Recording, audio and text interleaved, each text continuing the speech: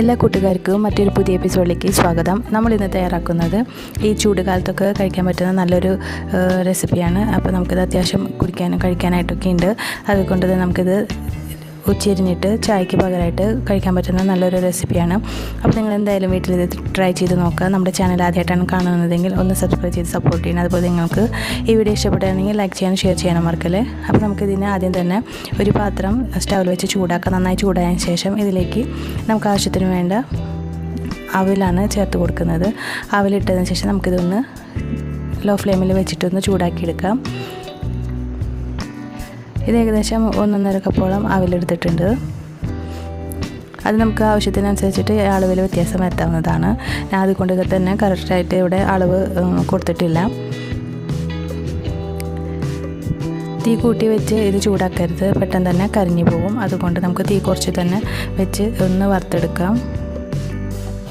ഇത് നന്നായി ചൂടായി വരുമ്പോൾ ഇത് ചെറുതായിട്ടൊന്ന് ചുരുങ്ങും. അതുപോലെ തന്നെ അത് നമുക്ക് കൈകൊണ്ടൊന്ന് പ്രസ് ചെയ്ത് നോക്കുമ്പോൾ ക്രിസ്പി ഉണ്ടാവും. അത് അങ്ങനെ പൊടിഞ്ഞൊക്കെ വരും. അപ്പോൾ നമുക്ക് സ്റ്റവ് ഓഫ് ചെയ്യാം.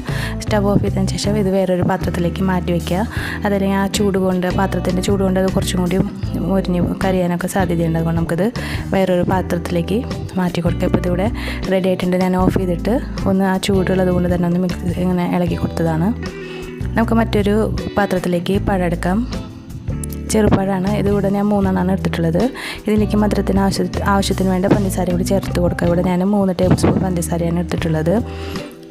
അതിനുശേഷം നമുക്ക് നന്നായി ഒന്ന് ഉടച്ച് കൊടുക്കാം. ഒരു സ്പൂൺ വെച്ചിട്ടാണെങ്കിൽ നന്നായി ഒന്ന് പ്രസ് ചെയ്ത് കൊടുത്താൽ മതി. ഇത് നമുക്ക് പെട്ടെന്ന് നല്ല പഴുത്ത പഴമാകുമ്പോൾ പെട്ടെന്ന് തന്നെ അത് ഉടഞ്ഞ് കിട്ടും. നമുക്ക് വല്ലാണ്ട് അങ്ങനെ മിക്സിയിലിട്ട് അടിക്കേണ്ട ആവശ്യമൊന്നുമില്ല. ചെറുതായിട്ട് അത് കടിക്കാനും കൂടി കിട്ടണം. അതാണ് അതിൻ്റെ ടേസ്റ്റ്. ഇപ്പോൾ ഇതിവിടെ റെഡി ആയിട്ടുണ്ട്.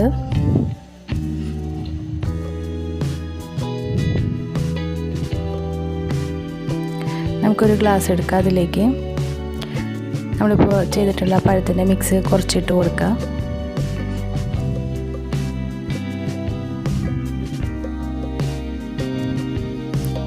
ഇതിന് മുകളിലായിട്ട് കുറച്ച് വറുത്ത കപ്പലണ്ടി കൂടി ഇട്ട് കൊടുക്കാം. കടല, അതിന് മുകളിലായിട്ട് നമ്മൾ വറുത്തിട്ടുള്ള അവലും കൂടി ഇട്ട് കൊടുക്കുക. ഏകദേശം 1 ടേബിൾ സ്പൂണ് കടലയും 3 ടേബിൾ സ്പൂണ് അവലാണ് ഇട്ടിട്ടുള്ളത്. ഇതിലേക്ക് ബൂസ്റ്റ് അല്ലെങ്കിൽ ഹോർലിക്സ് ഏതാണ് നമുക്ക് ഇഷ്ടമെന്ന് വെച്ചാൽ അത് ഏകദേശം 1 ടീസ്പൂണോളം ഇട്ട് കൊടുക്കാം. ഇതിലേക്ക് തണുത്ത പാലും കൂടി ഒഴിച്ചു കൊടുക്കുക.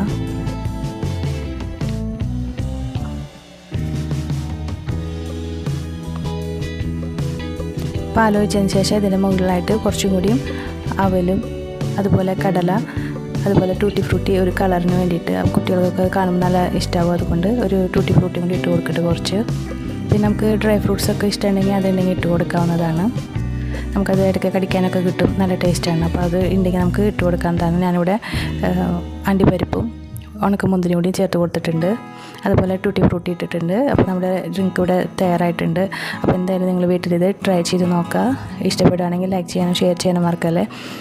ഇത് മറ്റുള്ളവർക്കായിട്ട് ഷെയർ ചെയ്യുക. അതുപോലെ നിങ്ങളുടെ